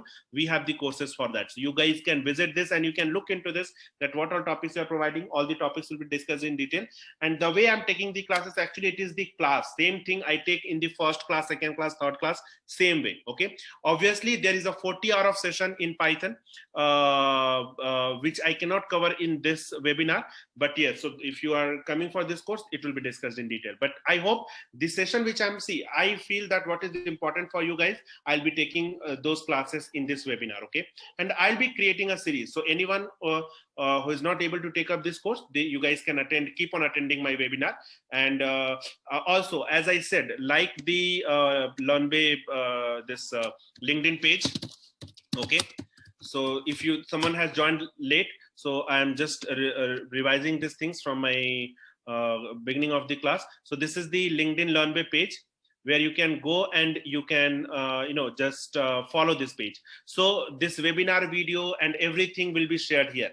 Okay, the link will be shared here. Okay, so you guys can follow this. Even there is a YouTube channel where it will be uploaded, so you guys can subscribe to this YouTube channel. These classes, my normal classes, our data science, stats and machine learning classes, everything gets uploaded here. We upload daily one video of some topic, so it will be uploaded here. So if you can subscribe to this channel, we will be getting the you will be getting the regular updates. Okay, so both the options you have. Apart from sharing this, we share the news and we share the content also. If you'll go to the post and all, you'll find that daily this team shares some content related to the Python or data science, or you can see this PPT or videos, some small videos, 2-minute videos, 3-minute videos, they'll be keep on sharing. Okay, so this is a good platform to learn. You guys can just go ahead and follow this, as well as you can subscribe to this. Okay, so both the options you have. Otherwise, if anyone is interested in our courses, you guys can visit the website and then you can enroll for the course. Okay, that's it from my end. Now let me know if you guys have any question. Otherwise, we'll be ending the session, guys. Okay, yes, tomorrow there is a class, so I'm expecting you guys to come. Okay, can we get e-certificate immediately after this? Yes, after completing this, you will be getting the certificate. Okay, so you have to complete this at least 5-day webinar, and after that, another certificate will be given for you for data science in Python. Okay, so another certificate. So if you'll be attending next 5 days webinar, which is from 31st May to 4th June, then you'll be getting another certificate for that. So that will be the 2 certificates. Okay, thank you guys. Thank you. I hope you guys liked it, and it's really nice if you guys have understood everything. Okay, I have one doubt. Please clear it, sir. Most of the people say while attending placement in most companies are Java. What happened if we learned other than Java? What will see right now the requirement you have is like, it's not only in Java. If you know Python, programming language is never going to be a concern. If you are a programmer, if you are a fresher, and if you are from technical background, like from CS or IT background, okay, so obviously you should know Java. But if you're from non-technical profile, if you know Python at least, and if you can if you have that problem solving skills of data structure and algorithm, it will be useful. Okay, but remember, when you are coming from the technical background, CS or IT background, and then you are going for this company's interview, then they are expecting you to use Java at least. Okay, why? Because in Python you have lots of built-in function using which you can solve the problem. That they are not expecting from you. They are expecting you to write the core logic. Okay, Manoj, I hope this helps. Thank you guys. Thank you. Nice explanation. Thank you guys. Thank you everyone. Anything else? Yeah, this total is 20 hours, 10 hours this week, 10 hours next week. So video is recording. Yes, it is recording. Does Python also supports all the feature? Yes, all the features of the OOPS. Locations and knowledgeable. Okay, thank you. Or next webinar. Next webinar, 31st link will be shared in the from whichever platform you guys have come. Okay, whether you have come from Instagram, Facebook, LinkedIn. If you'll be liking our page, in every platform we post the link. Okay, so I want you guys to just go ahead and register there. Okay, and tomorrow's class with the same link you'll be able to join. Okay, so join with the same link. Okay. Yes, I told you that you'll be getting this e-certificate after completing this 5-day webinar. Will I get the certificate of completion if I attended the remaining classes full? Yes, see, the thing is, if you miss half an hour class, 1 hour class, that is fine. You cannot skip one whole 2 hour of class, okay? So the average we will be getting, at least per day, you should attend 1 hour, 1 hour, 30 minutes of class, okay? Yes, see, the Python is a kind of programming language. In any profile you are working, it will be useful. If you are learning it right now, you have a lot of opportunity. If you'll be learning it after 5 years, you'll be having less opportunity. As simple as that. Why both required compiler interpreter in Python? Is it solve only C and shell script gap? Yes, actually it solves the difference between C and shell script gap, right? So in the C, you can write the code and it gets compiled, right? Then you don't have the interaction. But in Python actually used for scripting or testing purpose or automation purpose. Why do you feel that we use for the testing, or it is one of the most suitable language for scripting or testing? Because Python has this both feature, compilation and interpretation, or the feature of C and the feature of shell scripting. Okay, so you can interact with an application when it is running, when you are coding in Python. So it fills the gap. Okay. No, there are a lot of reasons, Krishna. We will be learning about those reasons tomorrow. Okay, not only this reason. Can you please share Jupyter screen as well? What are you going to learn tomorrow? Yes, I think that content link was where it was. 1 minute, let me see. 1 minute. So tomorrow's class will be, today I have missed few topics because see, this is what, so if you guys want to learn something, I would like you guys to keep the questions limited. Limited means to say, if related to topic, ask. Otherwise, rest of the question you can avoid. That just distracts. Okay, so we cannot hold that. If someone is asking the question, we cannot hold it back, right? So I need to answer. But yes, if you'll be keeping it short, so at the end I can take up the question. But right in the middle of the session, just keep the relevant questions. Okay, that will be helpful for you as well. So I have discussed this compiler interpreter. Compiler interpreter, we have seen how a Python program runs on our system. Source code, bytecode. We have just started with the interpreter, and I'll be starting it tomorrow. Okay, and I'll also show you the bytecode, how a bytecode looks like on our system. I'll show you that. Okay, and after that we'll be going to the memory management in Python, how the objects are getting allocated into the memory, what is heap area, what is stack area, what is variable area.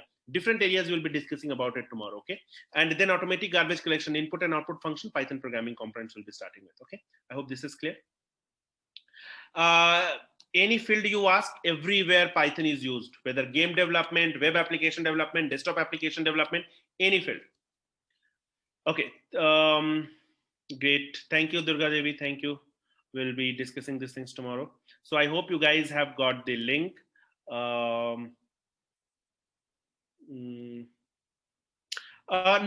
Yes, so if you have the link, you just do the registration. If you not also, so the same link which you have got in your mail, you just star mark or you just save it somewhere, Akanksha, okay, so that you can join from that meeting link by tomorrow.